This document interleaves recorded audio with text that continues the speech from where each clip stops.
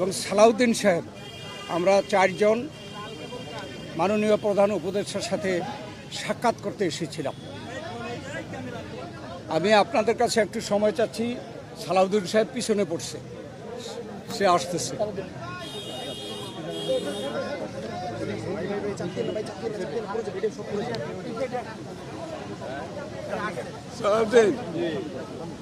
আরে এটা কি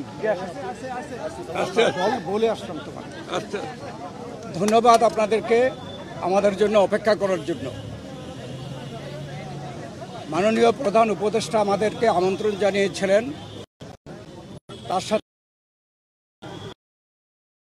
নামগুলো ঘোষণা করেছি। আমরা চারজন এসেছিলাম, তবে আমাদেরকে আলোচনার বিষয়বস্তু আগে জানানো হয়নি।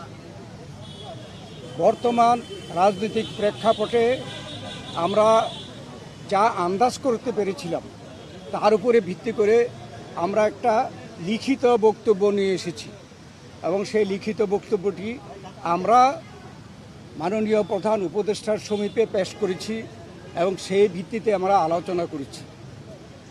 তার একটি সারাংশ আমি আপনাদের সামনে তুলে ধরতে চাই। বাংলাদেশে গণতন্ত্র উত্তরণের লক্ষ্যে বিএনপি প্রথম থেকেই একটি সুস্পষ্ট জাতীয় নির্বাচনী রোডম্যাপ দাবি করে আসছে। আপনারা জানেন যে আমরা এটা প্রকাশ্যভাবে দাবি করে আসছি।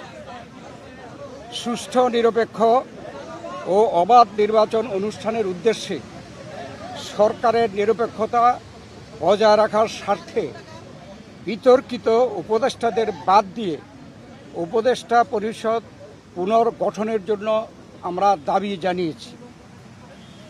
বিএনপির প্রতিটি নেতা কর্মী ব্যক্তিগতভাবে, রাজনৈতিকভাবে, পারিবারিকভাবে সবচেয়ে বেশি ক্ষতিগ্রস্ত হয়েছে আওয়ামী লীগের আমলে এবং সেই জন্য আওয়ামী লীগের বিচার সবচাইতে বেশি দাবি করে বিএনপি। এই বিচার প্রক্রিয়া কোনোভাবে অসম্পূর্ণ